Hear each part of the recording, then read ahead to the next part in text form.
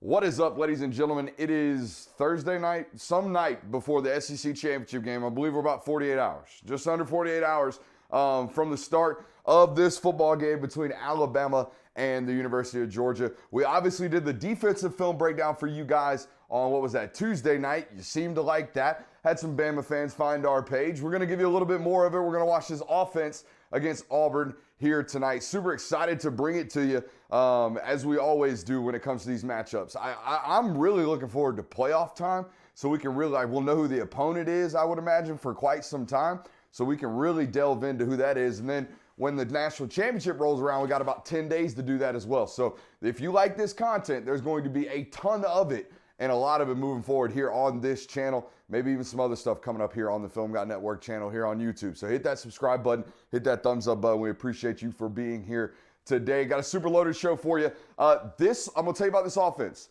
This looks like a really, really capable coordinator.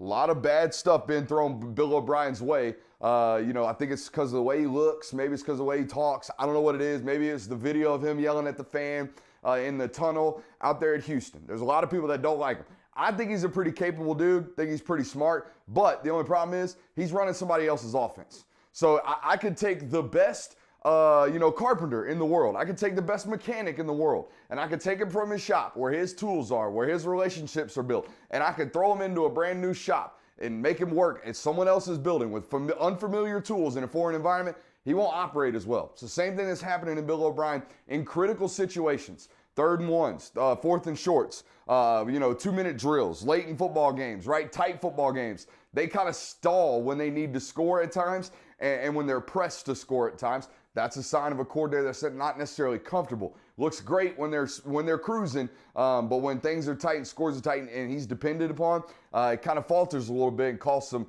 questionable things. We'll show you those here tonight. So that's the offense. I'm excited to show it to you. Excited to grind this tape. Dick, are you ready? Audience, you ready? Film's ready. Board's ready. I'm ready. Let's grind this tape. All right, so here we go. We're going to start the game. We're going to watch the first half, and then we're going to watch the final drive, hoping to get all of that done tonight. Don't know if we will. It depends on how much of a gas bag I'm being. We're going to start here on 1040. Always like to slow these TV cuts down just a little bit because I know these can be a little bit hectic, okay? So we'll slow them down to half speed for everybody. Now, here's the thing I noticed first immediately when I turned on tape of Alabama this year. And not that Tua Tagovailoa was like some elite runner or whatever, but I at least felt like the defensive end under Sark particularly was always stressed or accounted for, right? I don't think he is this year, okay? They bail and they dive pretty hard on this run game from Alabama. Nobody really expects or respects, rather, the run action. What was I looking for?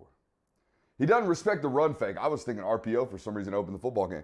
They go play action to open the football game. Watch 99, okay? This is a defensive end gambling, I think is the point I was looking at, okay? Gambling, keep remaining upfield, not biting on the run fake. Great way to start the show. Not biting on the run fake, staying upfield, the upfield shoulder of the quarterback, and forcing a pressure to start the football game, right? That is a defensive end, again, taking a gamble right off the bat, kind of showing you what Auburn's here to do. They're here to risk and reward, right? Same thing the very next play. The very next play, they get into a bunch set, does Alabama, right? Auburn responds, bunching it themselves. But here's what they do. Instead of leaving the defensive end by himself to handle the mesh point, to handle the read, right, and the RPO and the quarterback coming out of the back, what they're going to do is they're going to send him and say, hey, go tackle the ball carrier. Go fight the mesh point. Go run after the quarterback. They're going to blitz the next guy and make him responsible for QB keep coming out of the back, right? The lead man at the point. And then they're going to rotate the safety who's out of your picture into the screen to handle the trips bunch at the top, okay? Strictly cover 0, by the way. Going a whole bunch of man coverage. They played man coverage all freaking night, did Auburn. They said, whatever. I mean, we're a 6-5 football team. I don't care. We're going to walk out here. We're going to get in your face and play man coverage. And they did for 4 quarters. That was the game plan. You can tell me that Jameson Williams was out second half. That's fine. But you see what happens as the defensive end crashes. And again, they replace with the blitzing linebacker as well. There's really no built-in option for Bryce Young here to go. Really committing and selling out right now is Auburn. And by the way, they called the football game and played the football game the exact same way for 4 quarters. Okay, so when people talk about when Kirby Smart says they had a great game plan, the game plan was we ain't scared, we got nothing to lose. I don't know if that's going to be the game plan for Georgia, but it sure as hell worked for Auburn. Okay, sure as hell worked for Auburn. They're coming out, they're blitzing, they're coming out, defensive ends completely, relinquishing themselves from responsibilities, just going upfield after the quarterback, things like that. That's a sign of a football team that has thrown caution to the wind, and they're here to pillage the village. They're just out here trying to mess stuff up. So now they get them in a 3rd and 10, right? A 3rd and 10. Alabama has been absolutely horrendous this year on obvious passing downs. In situations where I know what you have to do to succeed, Alabama's been awful. These guys are getting speed rushed. They're getting whooped. They're getting hand fought. They're getting beat. Brent Key was the offensive line coach at Alabama. He's now at Georgia Tech, I believe. And I think there's been some issues happening here and developing slowly with this offensive line unit. Now, I know they've been banged up, but they can't figure out this right tackle spot. And this is a prime example. Look, 99 is a good ball player from Auburn. He is. He fights and uses his hands really, really well. But 74 ain't got a shot in hell. I mean, ain't got a shot in Sam hell to block this guy. These are what I call half-second sacks, guys, or 2-second sacks. You can 1 Mississippi, 2 Mississippi these things, and your quarterback's getting hit. Watch this. Let's count it. Downset, Hut, 1 Mississippi, 2 Mississippi, 3 Mississippi, contact, okay? And he still almost completes the ball. Contact. By the way, guys, we're going to show you a little bit more of this later. This is Sark's offense, okay? They do Sark stuff. They do Sark stuff. There are no routes in this concept. There are run-to spots on the fields in this offense. They don't run routes. They just run to space, okay? With all the teams in college football nowadays playing single high safety and playing a lot of zone coverage, Sarkisian figured out I'm better off, instead of telling wide receivers, hey, go run a skinny post, I'm better off telling them, hey, run to the inside goalpost as fast as you can, like this right here. There ain't no bend to that route. That's just go. Just run, buddy. Just run, okay? That's the offense. It's been the offense. That's Sarkisian. That's what I'm saying. This isn't Bill O'Brien's Texas, Houston, Texas offense. This ain't, Bill O'Brien's New England Patriots offense. That's not it. This is a different mold and a different identity all entirely. Again, this to me is an example of an offensive coordinator trying to impersonate another coordinator with his plays. And that's really, really, really hard to do. As is controlling this board. Here we go. Again, right here, check this out. Straight up cover one. Straight up cover one from Auburn. Man coverage. He's playing inside leverage. Man coverage. All these guys. He's a blocking tight end. He don't count. Running back. They're all cross-reading the back. So if the back comes out either direction, one of these guys got him. They're in man coverage over here. They got single high safety. Straight up cover one. Ain't worried about nothing. Okay? Straight up cover one. We're going to come after you. And they do exactly that. Now, I want you to store this play in your head for the remainder of the film study until I call it back, okay? We got to figure out some way to entice the audience to catch on to these. You see what I'm saying? Like, I'm going to show this exact same look in about 30 minutes, and I want someone to recognize it like I'm talking to the class. Like, hey, class, remember that one. Is there any way we can figure out a way for them to signify that, hey, I do remember that, teach. Good job. Anyways, here's my concerns. They got 5 offensive linemen. They got a guy who's wearing 85 right now, but if you go look on his bio, okay, and I've told you this on this channel, double knee brace offensive line. Duh. Double knee brace offensive line. You ain't even got to worry about nothing. You ain't even got to check the roster. But if you check the roster, number 85, the very first thing it says is a versatile offensive lineman. He's an additional offensive lineman. That's all he is, okay? They're going to keep the back end too, okay? They're going to have 7-man protection here, 6 of which are offensive linemen. Watch how it turns out for them. You've already seen it. Watch how it turns out for them. They are in 7-man play action pass protection. They can't block a soul. They can't block a soul. And all it is a simple twist. A simple twist. Watch this right tackle and this additional offensive lineman. Look at 74 and 85 over here. Dicko's saying they look lost. They basically do. I'm telling you, it's a very, very simplistic stunt. I'm pretty sure it's something along these lines, okay? Watch this right here. Guys, this is day 1 install. Cross 2 guys. Use 1 penetrator, 1 looper.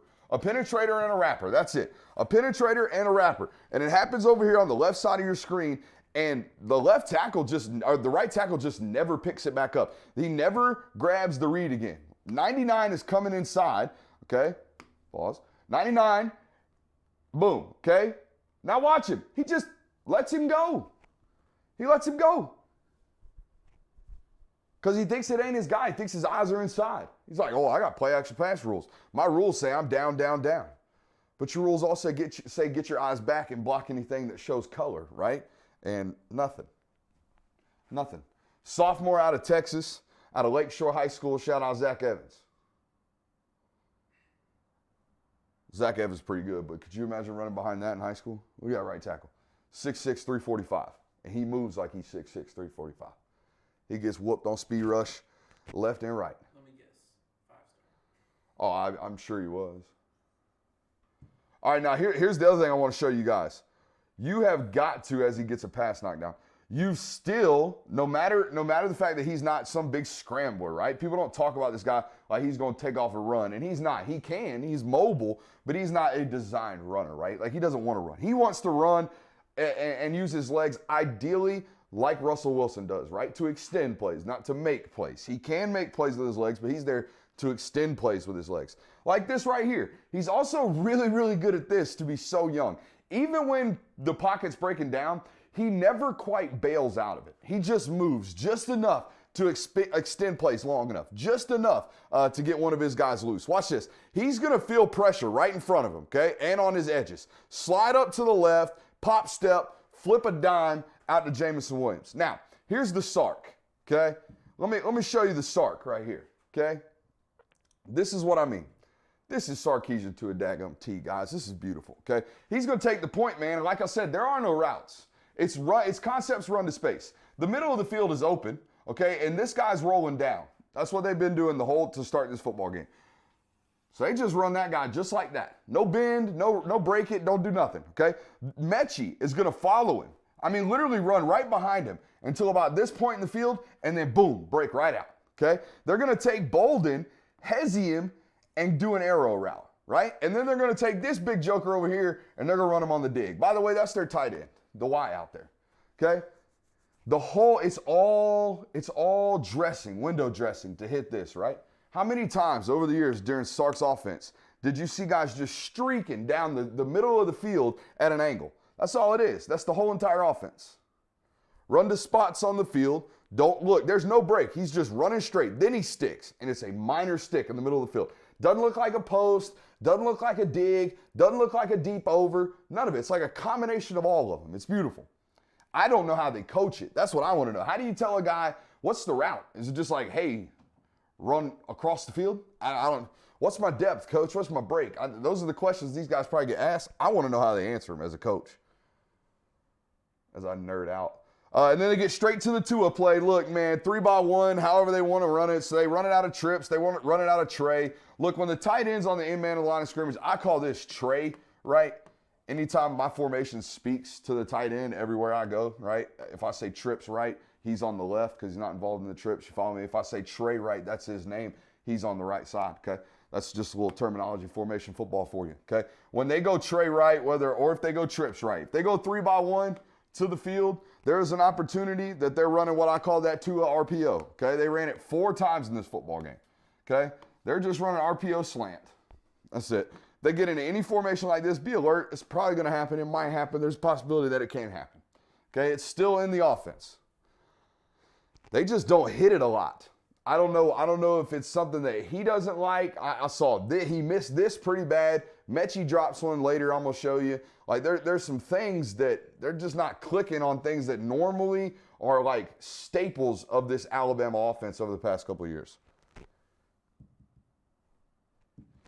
Now, here's one thing that I will tell you about him. Look, this is why when people say, oh, he's Bill O'Brien, he's not very good, yada, yada, yada. Guys, he's still really good at his job. And this is a prime example. Okay, they're just running a whole bunch of nonsense to accentuate this slant right here. Every bit of action on this play is to accentuate this slant right here into this window, and here's why. I'm guessing, because I wasn't in the room, I don't know, I can't tell you this for purpose, but when you see the tight, you're going to see exactly why I think this. he knew, something in his tendency package knew they blitz on 2nd and 10 middle of the field. They do. Their tendency, when we do this, they do that. We got them. So we're going to design a play perfectly for them. This play right here is designed ideally to beat Mike and Sam blitz. You see, the middle of the field is wide open. It's wide open. So what do? The only defender left is whoever's got the running back. So what do? You flare him out. You flare him out. So now the middle of the field is wide open, okay? It's a great job of coordinating. It's a great job of coordinating. Watch it from the tight. Here it comes. Look at all this space, guys. Look at the linebackers starting to creep, right? They're firing. They're plugging Mike and Sam. We need to run something right behind it. And all that space and void is occupied by Jameson Williams right there. Boom. Give your guy an opportunity to win in space. So there's still some good, wholesome principles, winnable principles in this offense, despite the fact that they lost what I would account to be one of the best coordinators in college football. I don't know about head coaches. We're gonna find out about that. But Sark can dang sure call an offense. This ain't Bama. This ain't Bama. I don't know what this is. I think this ain't Bama. Yeah, this ain't Bama. 3rd and 1, middle of the field. Been recruiting 4 and 5 stars for 17 years on the offensive line, and your running back is met at -2 in the backfield. Let's walk it down, okay? Let's start with the right tackle. This right tackle is doing what we call a gather technique, okay? He's just catching this smaller, more athletic edge defender that's running upfield, pursuing upfield. So this right tackle, by rule and by concept, is just being soft. It looks like he's being soft, but he's just coached to be soft right there. But what he's not coached to do is allow the athlete to get back inside. The whole reason I'm coaching you to be soft is so that a guy doesn't beat you across your face and out-athlete you. Boom, you fail. Now, let's go watch this right guard, okay? Meanwhile, 3rd and 1, Iron Bowl. We're playing our biggest rival, right? Right guard, what's he doing? I got 5, says he gets stalemated right at the line of scrimmage. Oh, 55, loses. He's at a -1. Now he's in front of his guy. That's an L. We putting a minus on his grade sheet for the day. Let's watch the center and the left guard at once. They are combination blocking.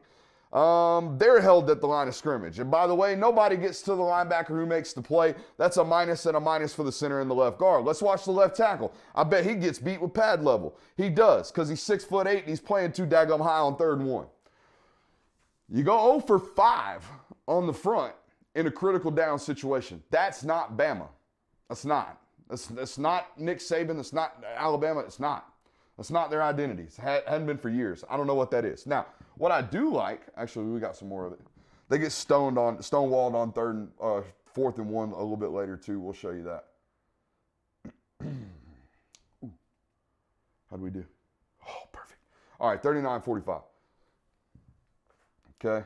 Now I got a real tight end in here. Pay attention. Billingsley now in here. They're not using 85. That's why, what was Buddy's name? White tight end they had. Forrestall. That's why Forrestall was perfect for them, because he could do all the dirty stuff as a tight end, and he was passable and like could get by as a good athlete in space.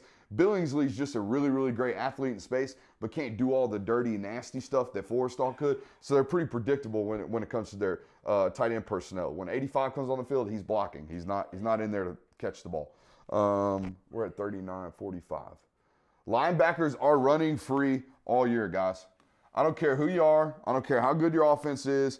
You will not be able to run the ball if you are allowing your opposing defensive linebackers to just go wherever they want and run freely and never be touched.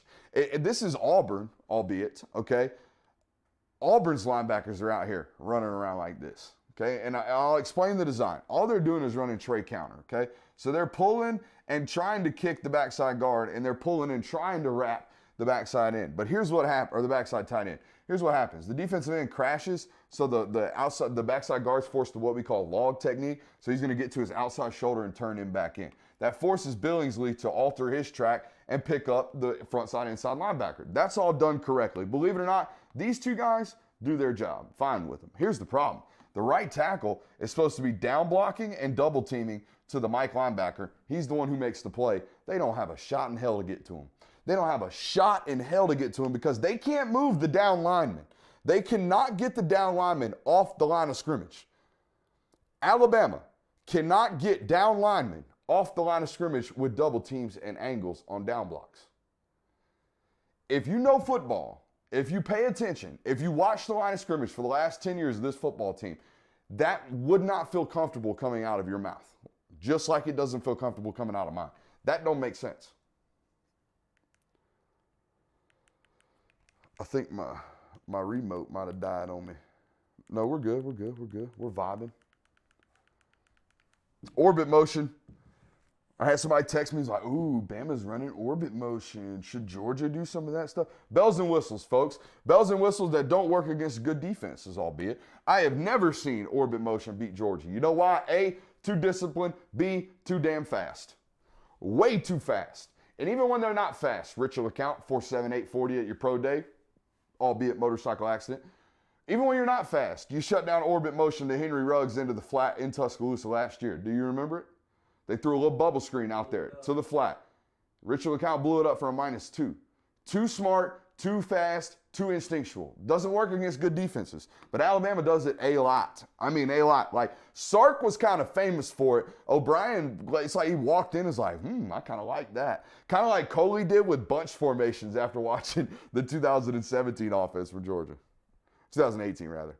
But this stuff don't work against Georgia, and here's why, okay? It's clear that Auburn is in man coverage. All they're trying to do is stress 18. Okay, stress 18 while getting 8 the ball. Get 2-on-2, get him blocked out here, get this guy moving and jumbled and scrambled his brain, all that good stuff, right? But here's why it doesn't work against Georgia. Because they're so well coached and they play technically sound to a point where this guy right here, okay, in this situation for Georgia, I would assume this is 29, a combination of 29, 47, and 36, right? Or maybe 16. Okay, that's who they're stressing. One of those DBs that play off the ball, not a corner. 9,000 times out of 10, this dude will never, ever, ever, ever, ever undercut anything over here. He will always chase it over the top. You know why? Because he's trying to push it back into his friends. He will never, ever, ever undercut this football play. 18 does. I don't know why. I can't explain it. He undercuts the lead blocker. It's a great design play. I'm aware of this.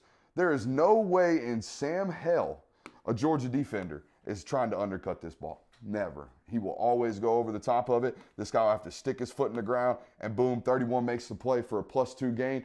Boom, end of story. We're good. We're fine. Everything out. Move to the next play. 3rd and 5. Move to the next play.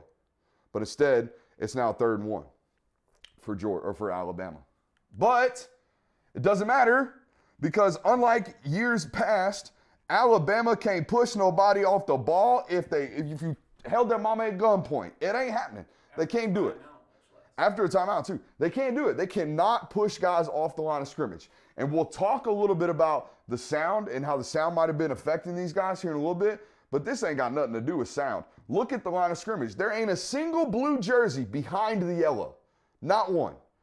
Not one. You know what the best run play is on short yardage situation? Reset the line of scrimmage. That's what they ought to call it. Just reset the line of scrimmage, boys. And guess what? You can't do it. Watch what else is happening. Okay? This guy right here makes this run play in front side B gap for a -1. This guy. From all the way on the back side of the formation. How? How does he do that? Because they're not pushing any of these dudes this way. So this guy gets to do whatever the heck he wants and meet you in the hole for -2. Because if you ain't moving these dudes, you ain't blocking these dudes, ever. And you know who's got the hardest front four to block in college football? Georgia. Also like this concept down here from Jamison Williams. It's a little pro concept. We'll build in a little RPO action off of our obvious inside run fake, and it keeps our best receiver from having to block inside the box. I kind of like it. But yeah, you're at this point, if you're Alabama, you're probably better off just, throwing it 85 times tomorrow or Saturday. I don't think they'll try. Just throw it 85 times. You're not going to be able to run the ball. Nobody has. I don't know why you would think you're just going to suddenly show up with a backup running back and be able to do it.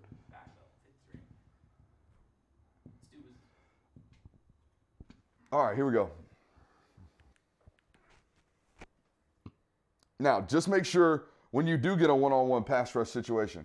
By God, you hunting this dude, whoever it is. If it's 74 or if it's 79, I can tell you right now it's hot garbage. So whatever it is, attack it. Attack it. Go after it. What's going on up here? They get him in a wide 9, and they just speed rush him. They just speed rush him. Ain't nothing special about that. Just getting upfield. That's it. Rushing 4, dropping 7, playing man coverage, single high safety. Big boy football. That's all that is. I'm pushing your guys around because we're better than you up front. Again, this is what I'm talking about when I talk about. To me, this is failing your quarterback. This is failing your quarterback. You're in empty right now. Nobody around you. Okay? Watch this play develop and only watch it from right here. Okay? All this stuff out here, don't watch. Don't watch any of it. Okay? His line of view, the stuff he has access to quickest, watch. Watch what you don't see. On 2nd and 10, albeit. Watch what you don't see. I don't see anybody in that window. There's no hot, is what I'm trying to tell you. Okay? And what do I mean by that? What I mean by there's no hot. In empty situations, one of these guys has to get over the ball. One of these guys has to get open right now and be the hot defender. Whether it's a bubble, whether it's a now route, whether it's whatever it is. These 5 hadn't been able to block nobody a soul all damn game so far. Played a whole quarter at this point. And you're going to leave your quarterback in empty on 2nd and 10 and give him no hot route? Red 7, hot route, no hot route. To me, I don't like that. I'm not going to go as far as to say that's a failure of coordinating. That's not good coordinating. We have got to give the Q a hot. We have to. Or an option route or something. Somebody's got to have a whip, work the space. That you can't block nobody and there's no hot. Like, watch it for this is a perfect view for it. He's got nobody that shows up now that he can get help from. His tight end doesn't do it. Like, all that has to do is tight end's got to replace it. Do it now. Do it now, right now. Just sit down. That's it. We got some help at least, but there's nothing. There's nothing. There's nowhere for him to work immediately. And that's what you have to have that ability. That's day one out of empty formations. You got to have a hot. One pressure point, you're done, just like that. So now you're in 3rd and 12. I wonder what the heck happens here. Basic twists and stunts get this football team. Stunts and twists that aren't even ran properly. Like, this isn't crisp. This isn't perfectly run. You know, like, this is just tight end game stunt. That's it. End and DT stunt. It's day one. It's stuff you work on in indies, in camp, fall camp. Hey, we got to learn. Today we're spending 10 minutes on transitioning twist, passing off twist and stunts. And they can't do it. 12 games into the year, they can't do it. Now, he's a good athlete. He avoids stuff like this. When I say he's going to have to run, this is what I mean. I ain't talking about lining up and running RPOs. I'm talking about, have him run for his life, get out of sacks. That's what it's going to be. That's what it's going to be on Saturday. Huh? Knocking over the injured bro. Tough look. Tough scene. All right, here we go. What are we at time-wise, by the way? 8:43? 28 minutes. Okay. I'm more thinking about release time at this point. Worried about getting this out on time. We're pre-recorded, by the way. Spoiler alert. Spoiler. RPO slant again. It's in the playbook. I'm telling you. 3x1. It's there. Okay. Look, tight end all the way up here. Barely see him. Bolden, Mechie, RPO, double slant, go route. Go on the bottom. Off the RPO look. It's the Tua. Okay, and here's how Georgia, okay, if you can't tell, there usually is a safety hanging out in the back here. Okay, here's how Georgia has worked to counteract this. And I think they did it almost strictly because of Tua. What does it do to you, right? Who's it stress? Okay, for the class out there, who's it stress? To me, it stresses two people. It stresses him, right? And it stresses him, okay? Right? Do I take the read run and open up this space, right? Do I take the read run and open up this void right here? Or do I play back and play off the fake and open up the void in the run game, right? So that's who it's stressing. So what did Georgia do? Georgia said, hey, keep adding on. We stop the run with 6. That's what we do. We're not going to take a hat away out of the box because you're threatening us with a slant. That's not what we're going to do. So we're going to recruit stars, right? We're going to recruit really, really good nickel corners that can cover, and they're long. And they can walk up on you and play you off space if they have to. But most importantly, to hell with all this 2 high safety stuff. We're going to play 1 high safety, right? We're going to play Chris Smith at the high safety, right? And we're going to put Lewis Seen right here. Maybe not that close. We're going to put Lewis Seen right about here, right? And at the snap, we're going to roll him into the window. And guess what? If you want to run RPO slant, you're going to have to come see about Lewis Seen. Okay? You're going to have to come see about Richard LeCount. All right? So that's how they've stopped this play, and they will call this. I promise you, if Alabama gets into a heavy RPO, 2 RPO slant game, you're going to see Lewis Seen take someone's head off. I'm just telling you. And if you're a Georgia fan, hope that he don't get called for targeting for it. Just hope. I lost my Epic pen. If you can get it for me there, Ditko. You know how I be. And I'm on pen, so I can't do nothing. Can you pause it? Are we pre-recorded? Can't you pause the recording? No? No, I can't pause it. All good. We'll hang out. I can't get out of this. You can't get out of it? No, because it's in the pen. I got you. All right. All right. Appreciate you, my boy. Got to see it through, my boy. That's a good look. All right. Oh, I did it again, dude. It's all good, bro. Just put it over here. It's gone again. Close it and start it back. Good Lord. I don't know. It disappeared on us. We're going to go to 110.57 after this and then move on. It's all good, dude. We'll go without it.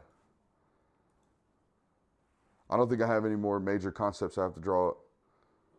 Okay. You can try to give it to me, but it's all good. It's not the end of the world. What in the world? I don't know what the computer's doing, bro. It's something.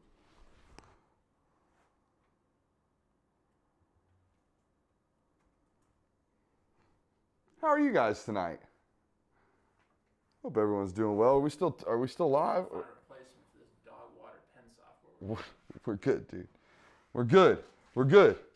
All right. That's what it is. You're benching the Epic pen? Bench an Epic pen, bro. I'm scared I'm gonna lose it again. Bench an Epic pen like Jacory. Bench an Epic pen. We got CCs on and everything. Good Lord. Sorry about that, guys. But yeah, RPO slant again. Mechie drops it. Okay. But I also no, that's not the one. Okay. 110.57. Watch this, guys. I loved watching this on tape. The next play, I believe. Yeah. Okay. Young quarterback, right? On the road, loud environment, loud as hell out there at Jordan-Hare Stadium. I don't know if you've ever been there. It's loud. It's obnoxious. Tough environment, hard place to play, okay? And this guy's first opportunity to do it, 3rd and 10. He's been getting pressed and pressured all freaking day, okay? Calls coming in, crowd's loud as all get out. He's on the student section portion of the field. Okay, everything's stacked against him. 16 seconds on the play clock. Watch this man work. And I'm going to put it in full speed so you can realize the actual speed of which he's doing all of this. This is high-level alert pre-snap ability, okay? Watch how much information he is both collecting and dispersing in a matter of 16 seconds off this hard count, and check with me. Okay, now he's going to get a read. He's going to come down, check everybody, move the tight end in, confirm it with his running back, get everybody situated, downset hut, clap, clap, clap, give me the ball now, ball out. Okay?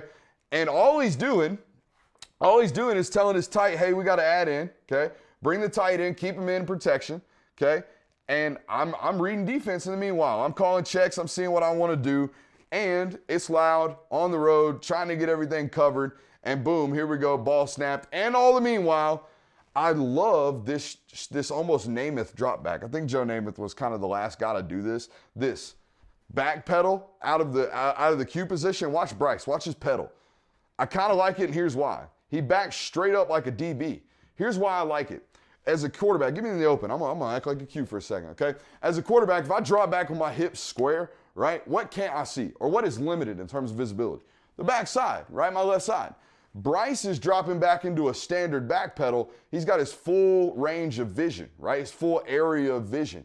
Meanwhile, what this creates and what this allows to happen is, as my left tackle, first round draft pick, is getting beat like a steel drum, I can now move to the right, right? Here's the other thing, guys. This left tackle not even moving at the snap of the football, okay? Being laid off the ball. You know what that is? It's crowd noise. That's what that is. That's crowd noise. And I don't know if you've been following the story with Vivid Seats or whoever it is, but there's going to be a lot of Georgia fans out there on Saturday, and you might want to be loud. That's all I'm saying. You might want to be loud.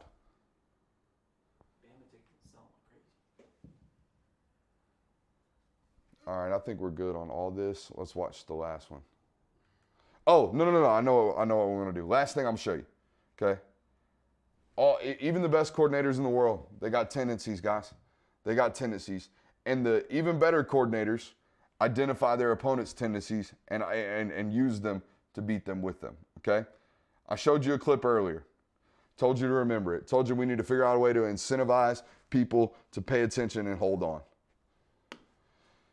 Big boy 85, okay? Now, when they were in this formation last time, they ran power pass, okay? They ran power pass, which means they're going to pull the backside guard, put him to the side of the formation where they're rolling the Q, right? And they're going to block down with the tight end. The last time they got in this formation, Auburn blitzed the ever-loving crap out of the backside of this formation. And they got home on a sack. The play comes back up a full quarter later, 45 minutes of real time. Derek Mason sees it, calls an identical blitz, and guess what? It ends up in identical results. Identical results, okay? So this is what good coordinating looks like. When Kirby Smart tells you on Monday, prior to the football game, that Auburn had a really, really good game plan, that's what he's talking about, right there. Because look, it's identical. They do the same thing. They do the same thing an hour of real time previously, roughly. Watch. Boom. I mean, similar formation, right? They're in twins, bunch instead of a singular split, Slade Bolden into the tight. But same situation. They're going to run power pass out of it. And Auburn does the same thing. They plug the ever-loving piss out of the backside of it. Now. Plug it now. Boom. See you. Sack. Okay? Now, let's watch this final drive. Because there's some things to learn. Because I do think Alabama, whether or not they're up big or they're in the game, whether or not Georgia's up big, whatever it is, at some point I feel like there's going to be a 2-minute drill. It's either going to be at the end of the half or the end of the football game. I feel like there's going to be a 2-minute drill. So let's show you their only example of a 2-minute drill that's led to succession this year, I believe, in terms of definitely ending the game. Okay? Open the possession with, I believe, 2 straight passes, and one of them's batted, and he almost gets sacked on the second one. Okay, I think this ball's batted, or he's hit immediately.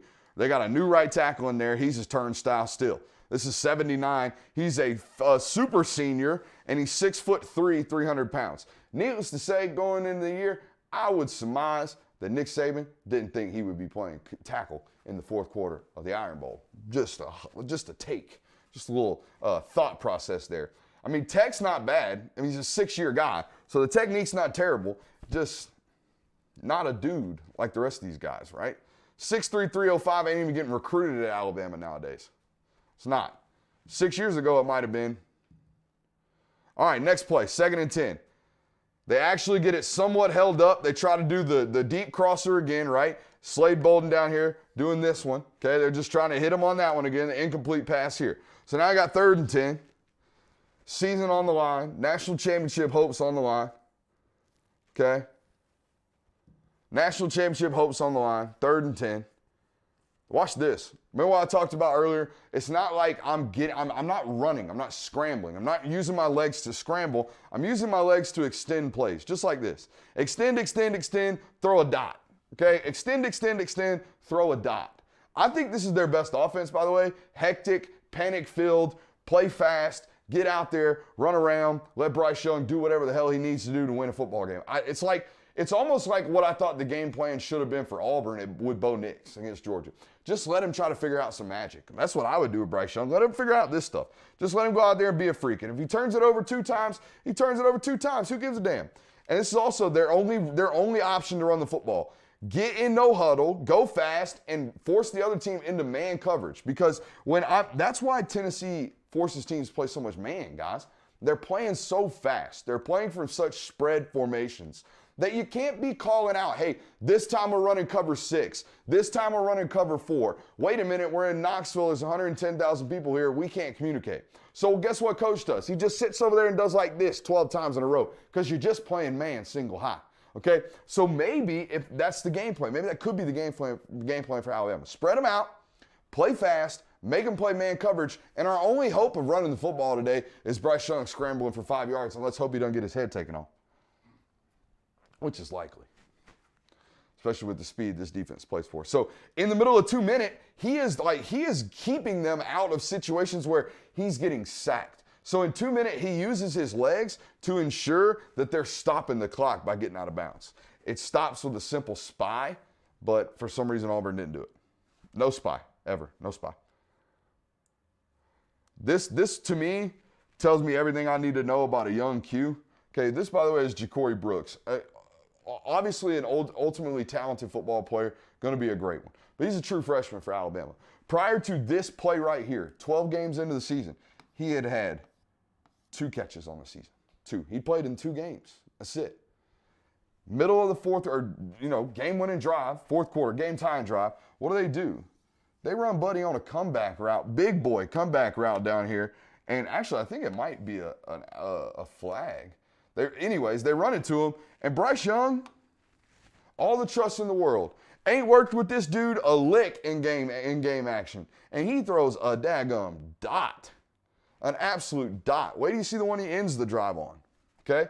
So that's young football players that, some of them just there for the limelight, like Jacory Brooks apparently is. I love that standard drop back. Again, running for his life, extending plays, extending plays, extending plays. This is a 4-yard gain, but most importantly to me, the clock is not running, right? He avoided the sack, which sacks in 2 minutes kill you. Sacks in 2-minute drills with no timeouts will ruin your entire drive. You're done. It's almost impossible to score after that.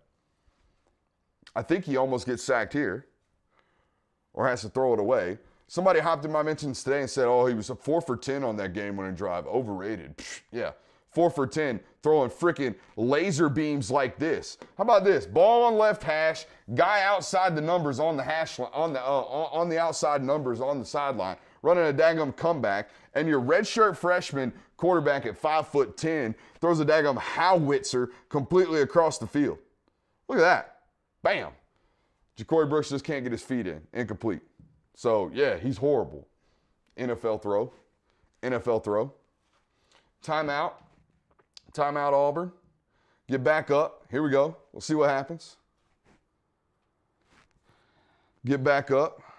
They are clearly running check with me. Anytime offensive linemen are standing up looking at the sideline, they're waiting for a confirmation of the ball being snapped. Oh, more pressure, almost sacked, gets away, throws it out. Okay, so now 4th and 7, season on the line, 4th and 7. What do we do? What do we do? Not only as an offensive coordinator, but as a quarterback. What do we do, Dicko? 4th and 7. This offense, I'll tell you what you do. This offense, I'll tell you what you do.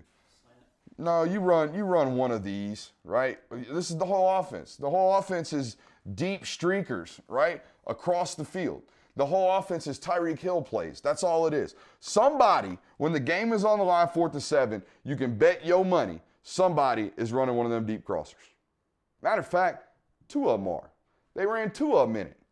Look, they run Billingsley on the deeper one and Bolden on the shallow one, and they run Mechie on the deep end. They're rather predictable when you pin them where they got to have something, right? 4th and 7, game on the line. Coach, you got to go into your bag. Like, you got to have your play. What are you most comfortable in? Y'all can execute. Oh, these little, I don't even know what y'all can call them.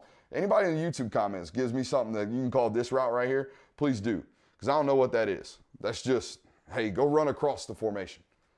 Go get open. Yeah. Out there. Run out there. Somewhere in that part of the field. Run out there. Here we go. 1st and 10 again, ball out. Is this the tutty? No, this is the miscommunication between him and, again, a guy that he had thrown to 3 times at this point in the entire season. At this point, Jacory Brooks got 3 receptions on the year, and they're trying to feed him. And, yeah, by the way, they end up throwing this touchdown later. Brooks thinks he's getting a back shoulder fade. Bryce Young thinks he's throwing the tutty. And, well, they throw the tutty. I believe the next play. I think it's this one. They just say, hey, dude, go get on top of that joker. He's boo-boo. Nope, this is almost a sack, which means this is the play. And the last one we'll look at tonight. Okay? Last one we'll look at tonight. Boom, touchdown. All right.